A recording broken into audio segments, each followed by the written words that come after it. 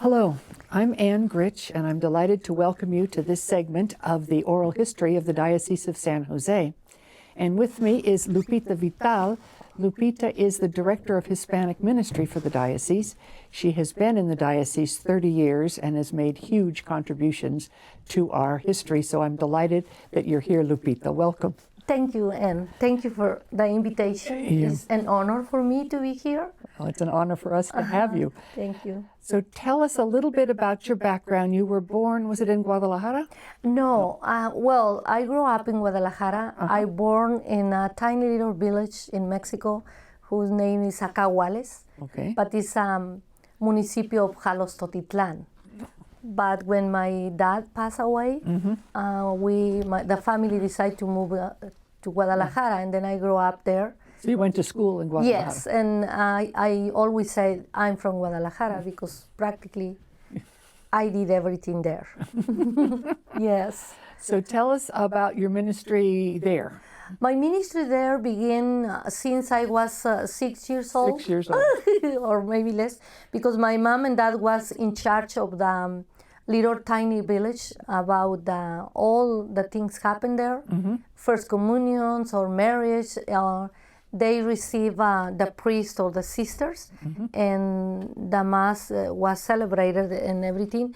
But I remember always doing something for the church. The only thing that I cannot be at that time, and I love to haberlo hecho, is to be an altar girl. But it's the time when the girls not go up.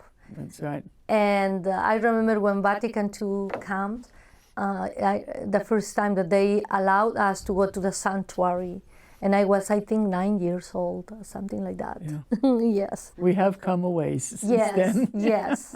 And after that, I finished my high school and the studies, and I keep being a catechist all the time, and in the Grupo de Jóvenes, youth and young adult groups. And I always involved in some ministry in the parish. And am I remembering that you did spend some time in religious life? Yes, I spent close to 10 years in religious life with the congregation name is Catequistas de Jesús Crucificado. And practically after not doing my final promises, my family was living here, my mom and some of my brothers and sisters in San Jose. And they invited me to come to the diocese, to San Jose. San Jose. And I remember my brothers and my mom and my sister said, "You will die if you not do some ministry in the church." And they started taking me to San Joseph Cathedral and Sacred Heart San Jose. And I offered to be lector and also preparing the people for the bautismo prep is what I start doing at Sacred Heart and being a lector in San Joseph Cathedral. All right. And the cathedral was brand new then, wasn't it? Yes, the renovation. Yes, yes, it's exactly brand new. Yeah. It was the Father Peña there. Yes. Y el Padre Eusebio. And when Father Mateo discovered that I have some studies from Guadalajara, because I finished almost my diplomado in sacred scripture and catechesis, liturgy, he said to me, "You are un tesoro, a treasure, and I will have you." And I said, "No, I have my commitment with San Joseph Cathedral." He said, "I don't care, I will pay you." And I remember in the staff at that time was Raúl Pinedo, Susan Olson, and he invited me to be part of the team, but I was a volunteer for 2 years, I think. And finally he said, "You will be in charge of English and Spanish, the catechetical program." And I was so scared, because my English, I speak some, but not like today to do a program. But the people was very open to support me and help me. And then I was working there, and finally Father Mateo one day said, here is something for you. And I said, "What is for me?" And it's an invitation, a scholarship program in Notre Dame, Indiana. Uh-huh. And he said, you will go there to know the U.S. church, to understand. But before he did questions for me. First, do you will be here or you are going back to Guadalajara? It's a serious question. And also he involved my mom and my sisters about if I decide to go to Notre Dame, Indiana, and I spent there almost a year. Wow. And I learned a lot about the U.S. history, and what on my goals was to be a bridge between the Hispanic culture and U.S. culture at that time. It was a beautiful time, beautiful moments.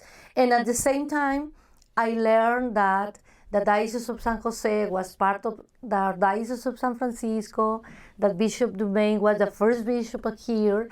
And he always, when he talked to me, he said, you are a treasure for my diocese. And one of the things that I remember very well is when Sister Alice Molina and I think it's Dorothy Carson was the assistant. They go to Sacred Heart and ask me a lot of questions regarding catechesis. And I never know what is Master Catechist, California Master Catechist. And they gave me, Bishop Dumaine, the certificate. And I remember the moment, because it's in Lenson, Yes. Uh-huh. when you and everybody applaud me, and I said, why, just for this paper? It made me a laugh because it was a master catechist. But later I discovered how important it is to have in the wall certificates to work in U.S. church professionally, and being really working with the clero, with the bishop, and being loyal, and you are professional, you need to train more people. And I really enjoy it because I eager to learn all the time. Sure. And the church here structurally is very different, isn't it, from Mexico? Yes, just it's in very terms of different, laity. very, very different. Yeah. Even now, I think the struggles that we have is with the priests who are from other countries and came to U.S. I think they suffer a lot because first they need to work with the budgets, planning ahead. Also working with women in the church is so different there and here. But now I think in San Jose, because I learned a lot from the pastors too. I remember Father Al Larkin, Father from the Cathedral, Pat Brown, also Robert Brocato, Steve Brown, Jan Sandersfield, many who worked with Father Mateo, and they taught me a lot. Sure. And it changed my way to think that when I was in Mexico and in TV, I remember seeing programs, it's only blonde people. And when I came here and I discovered, no, it's different colors, different people. It was so nice. And it's like taking off from my eyes. The blinders. Yes, to see that the church is more than that. And San Jose Diocese for me welcomed me very well. I am so happy working here and giving what I have to the people, not only the Hispanics, Exactly. different cultures and different aspects of the church is beautiful because it gave me the opportunity to finish my master's degree in Santa Clara. I'm very involved with the Jesuits and also the Christian Brothers and the Carmelites, and I enjoy. And also, women in the church who are my model is you and thank you. Janine Lagner, Sister Patricia Marie, Linda Berry, even Patty Weiss. They helped me to grow. But you were also a willing student. Well, I love it. You were open. Yes, you were open. Yes. Tell us about your work with Father Mateo. What were some of the challenges and what were some of the wonderful things? Without Father Mateo, when he died, Bishop McGrath invites me to go to work in the chancery. I remember he came to Sacred Heart and said, Lupita, you and Robert, we will be out after Father Mateo's disease. Mm-hmm. And for me, it was so sad, but at the same time, was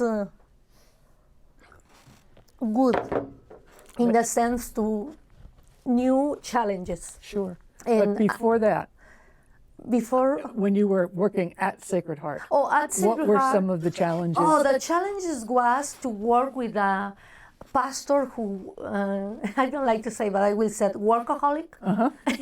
He never stopped working. And even I remember in my day off, he called me and said, Lupita, I'm going to visit you. I need to talk to these projects. And I said, no. My day off is sagrado, Padre Man. No.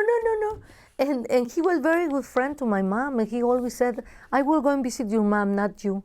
But he stayed at home talking about ministry. This. The other was working in the staff meetings with different ideas and projects. And at the same time, the hard part is for me, to understand the huge heart of Father Mateo for the immigrants. I remember I met Cesar Chavez, Dolores Huerta. I went with him to Sacramento, and it's not in my heart because I'm an immigrant. Mm-hmm. And I said, what he's looking for? But later I discovered the joy to do justice in the people. And the other challenge was the language. It's a huge challenge. It's a barrier. And to understand the English-speaking community or Vietnamese community, and then the Hispanic community, working in the same parish with, we had Italians, Mexican Americans, mm-hmm. Mexicanos, and English-speaking community at Sacred Heart. Did you also have the Mexican Americans who'd been there for a while, and then the recién llegados? Yes, the recién llegados who just arrived. Is what Father Mateo loved, because mm-hmm. From Tijuana to San Jose, Sacred Heart. Mm. And what they like to come to Sacred Heart, I remember, they said because es el Sagrado Corazón de Jesús. It's the same as Mexico or Nicaragua or Guatemala. It's the same Jesus. That's right. And then we said Sagrado Corazón de Jesús, Father Mateo, on purpose. Yes, because we have another. Because ¿cómo se identifica? Mm-hmm. Identify the people with the name of Sagrado Corazón. Mm-hmm. Yes. What were some of the joys? The joys was to, for me, one of the big joy was one Sunday, Father Mateo said one day, come Lupita, I need to measure your back and how long? I said, what's he trying to do? He said, I will order for you an alb. And you will be an alb on Sundays and coming with me in the procession with the priest who was celebrating the Mass. And also you will be in charge doing the reflection of the gospel twice a month. Okay, Father. But it was a great joy because the whole community embraced Raul and myself, but Raul was a priest. He's a priest, but he knows. But for me, it was a beautiful joy. At the same time, a little scared. Sure. Because the community, how they will receive me. But by my surprise, they received me with open hearts.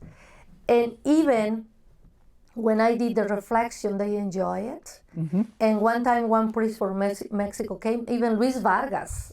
He said, why are you an alb? And I said, okay, I will let you my turn to do the reflection. You can preach. Oh, he was almost dying, Luis Vargas. And Father Mateo said, here is the rules in this parish. I enjoy a lot. And I enjoy more when Bishop Dumaine said, it's un orgullo. I am so proud what you are doing for the future women in the church. I remember it's a huge joy. Sure. I did it a lot. And not every priest have this vision for the future. Right. Mm-hmm. Do you remember, Lupita, how we used to have parish staff days where the staffs from the different parishes would come together. There'd be about 300 of us. Yes, I remember. Yeah. I remember this, and also what we miss is El Día de las Secretarias. Yes. That we all together. All the parish secretaries Yes, we took to lunch. And it's a beautiful dialogue between one parishes and other parishes, and it's something that we lose now. Yeah. The joy to be together. But I understand after the sexual scandals happen, a lot of people isolated, and we lose a lot joy hearing. Well, a sense of ourselves as the diocese. I think that's, yeah. But I remember that. This is one of my joys. Other one is practically being every Sunday with the community. And Father Mateo give me a lot respect being working with him and the staff. Sure. He respect a lot. Oh, you were a leader in that parish. Well, he said to me one day, I spend money on you, on your education, because you are a leader. And before he died, he called me and said, when Bishop McGrath invited me to go to the chancery, Father Mateo said, I will fight for you because Sacred Heart have some level in the salaries. And he said, you need to jump more higher. And he was telling me like a baseball player. Linda Mary said, we can give I will give her more. And I remember when he said, Lupita, I cannot do more. You need to go. So it was Bishop McGrath who invited you into the church? Yes, it was another joy and honor that he go direct to the rectory and talk to Robert and me. And that position was Hispanic catechesis, wasn't it? Yeah, Associate for Hispanic catechesis. And 8 years ago, almost 9, he, in the new, it was the Remodelando, the chancery, he invites me to do, it's 2 choices, I remember. One, the personnel board. The personnel board? Yes, they was telling Bishop McGrath if I go and do after Father Hieronymus left from Sacred Heart, if I will be in director of Parish Life. And I remember Bishop McGrath said, he called me at his office and said, Lupita, this is the oferta that they are telling me that you are able to do it. And I asked him, but what do you want? And he said, I like to have a director to open an office of Hispanic ministry or apostolate, and I like you to be the director. And then I said, no question. If you want this, why I need to fight for the other thing? And he was happy telling me that how able I'm be for him, not saying. And also, I feel that I'm capable to do being a director. Oh, no question. But at the same time, when I was in Mexico, I did it a lot because we work in missions and we are in charge of tiny little. I was in charge of 3 little parishes, and I love challenges, and also I like to work at the chancery. Maybe if someday I have the opportunity to be a director of Parish Life, no, I like to enjoy my retirement. But I'm able, one of the things that I love to do in the future is, if I have health, and to be a mentor of the new people if they want it. How can they work with the clergy? How can they be a parish staff team players? And also, how can they be a director of Parish Life? Because for me, it's just the openness and feeling that you are a real disciple of Jesus. And for your bautismo, you are called to do your priesthood, but not the priesthood itself. No, priesthood of the baptized. I am so proud about that in Jesus. I never are fighting to be a priest, never. But I am so sure that for my bautismo, I have the call to be a good Maria Magdalena. Yes. And Now tell us, when you came to the diocesan offices for the Associate for Catechetical Ministry, that was a new position, right? yes, new. And how did you kind of get that started? I remember Janine was a very good guide to me because we do goals for short term and goals for long term that I learned when I was in Notre Dame, Indiana, studying. And we started visiting the parishes. And it was not hard because it's only catechesis from children to adults. And what I love more is to work with adults because it's, in Mexico I did all for adults. And I learned here in US you need to have a plan, budget, and go for it. If you finish doing your goals, good. If not, you try, you know?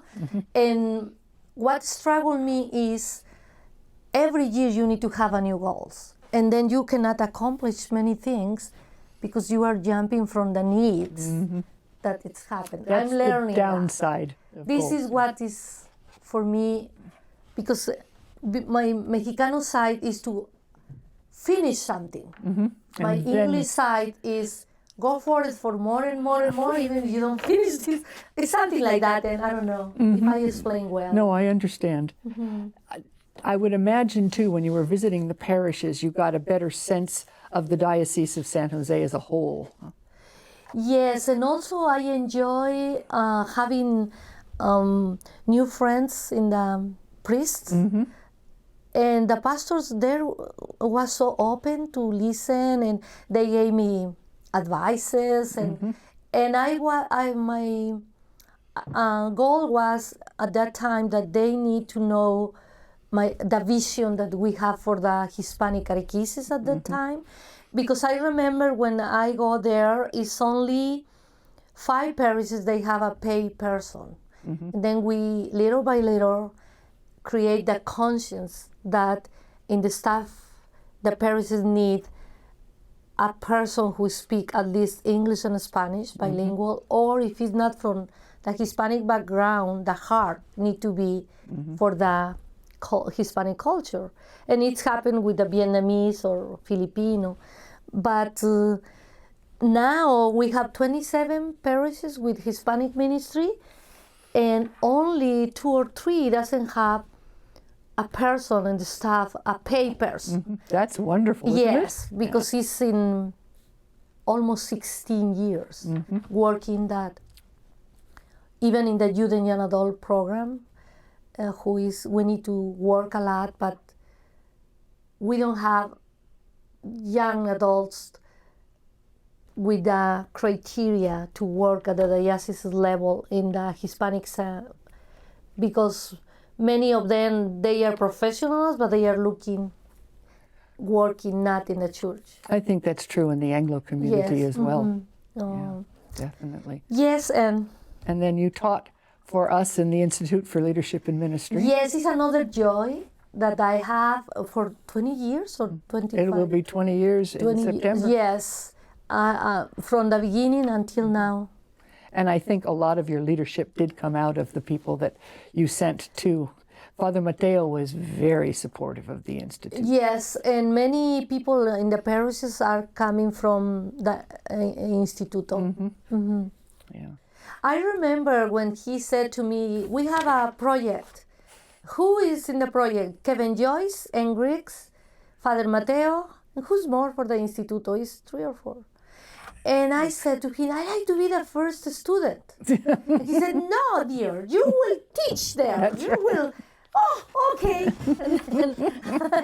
I was teaching catechesis and liturgy. I remember. And now I'm doing also history of the church and ética en el ministerio. And remember the program that we started, Linda?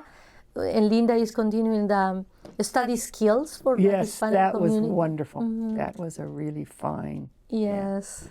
So tell us now about the Hispanic Apostolado, The your Hispanic current position. the current position is a challenge now but because the Hispanic community is growing a lot, and many parishes who right now doesn't have ministry or mass, they need to sooner or later open something in their communities, and we need more people, more leaders doing the ministry. I see at the beginning, 7 years ago even, it was easy to work and having a little time off for projects. Now it's running from one parish to another. It's more demanding, and the needs are growing. And we have now the Quinto Encuentro, The fifth Quinto Encuentro, and we need to do it. And 15 parishes are response, and we need to do it from June to August. It will be in every parish, the fifth encounter, every parish. Then we will have on October 26th is ending mass, well, the clausura for the diocesan encounter. And then we go to Fresno for the regional. And in 2018 in Texas, it will be the national fifth encounter. So there's a lot of work going on. Yes, our energies are going there.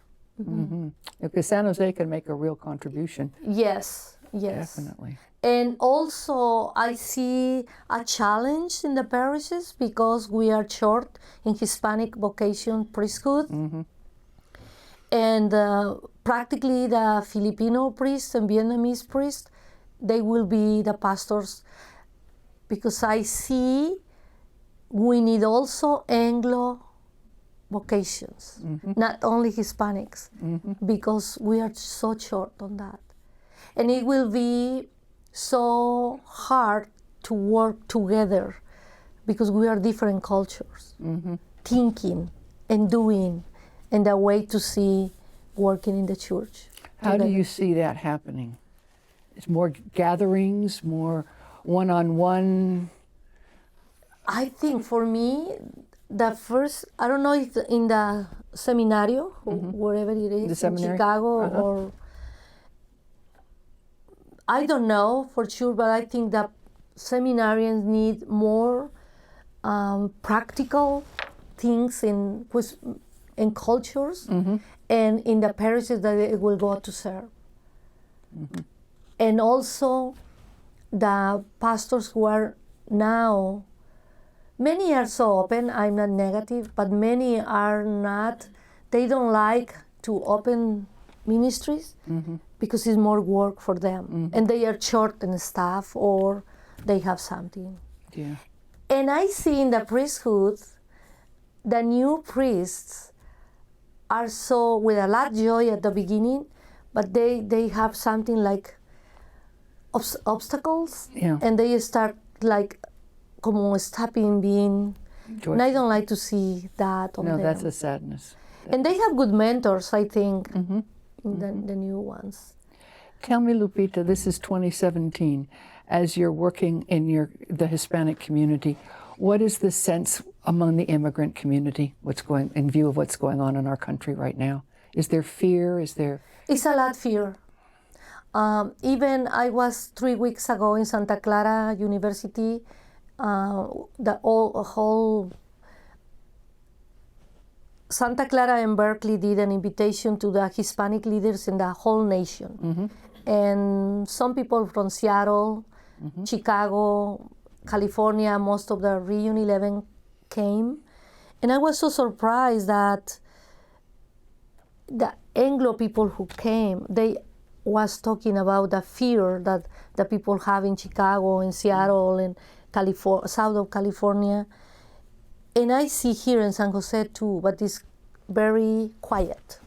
It's not so open like south of California, San Bernardino, or San Diego, who is the border very close. Sure. And then they have more movement.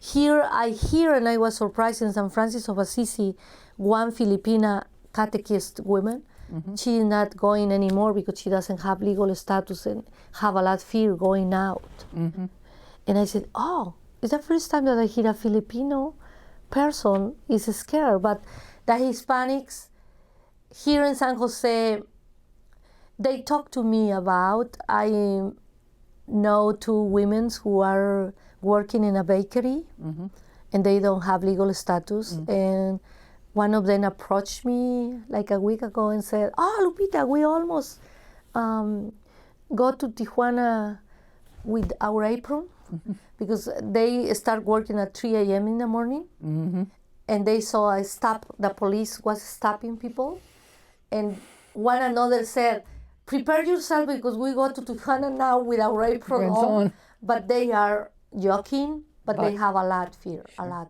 Yeah. And when I talked to them, they said they are ready, whatever happened. They will still working, but I advise them to have. I gave them if they go to Tijuana or Nuevo Mexico, the Casa del Migrante, the way places that they can go and be safe, and also to have some cash money always with them. And I working with Father Jan with all the agencies that they can go and look for help. Well, and our diocese has been very proactive. Yes. The document that came out from the bishop was wonderful in terms of every parish needs to be concerned. And we did. And I will do with Father Jan what we can do. Our office is the Hispano Apostolado is giving a lot information to everybody. Good. It's one of the joys in this ministry is when I start being the director, Bishop McGrath said to me, I like to stop listening that is no communication between the parish and the Hispanics, and we stop. We try to give all the information possible, but because in my office said Hispanic Apostolate, I send to all the priests English and Spanish, but when they say Hispanic Apostolate, they delete it. It's part of the little, okay, I need to send it again. Because it's not only in San Jose, I think it's a whole diocese in U.S. When they see Hispanics, it's for the Hispanics. So Vietnamese is for Vietnamese. We need to change our way of thinking. Tell us a little of what you've done for the church in the United States. I know that you've done, you've written, you've been I did involved. a little bit. I did Ligori publications. They invite me to write daily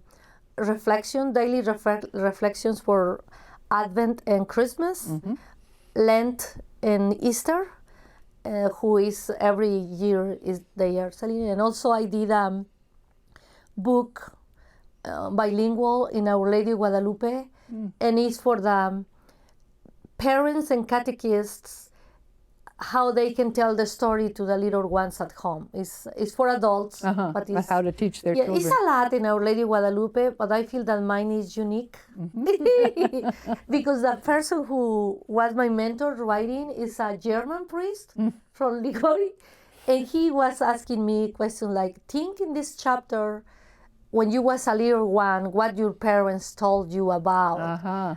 Think what your catechist taught to you, and then it's like my insight being an adult and seeing the little Lupita listening the story of Lady Guadalupe.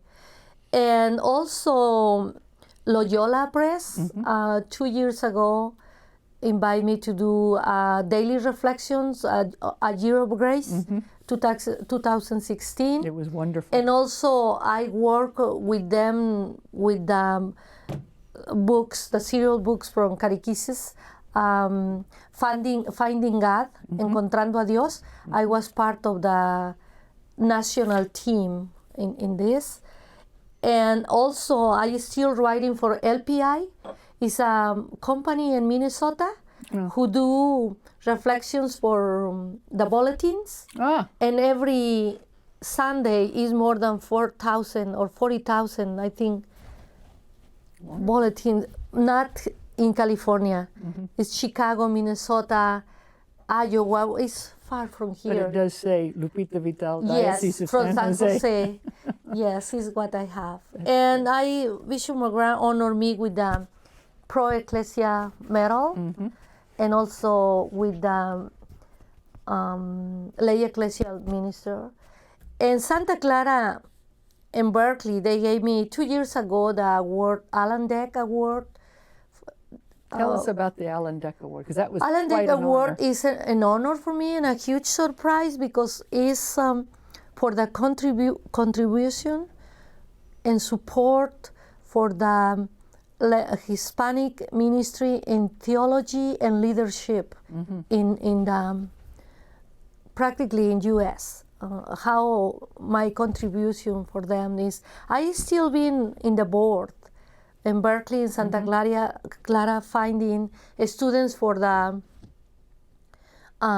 religious studies program and also undergraduate students.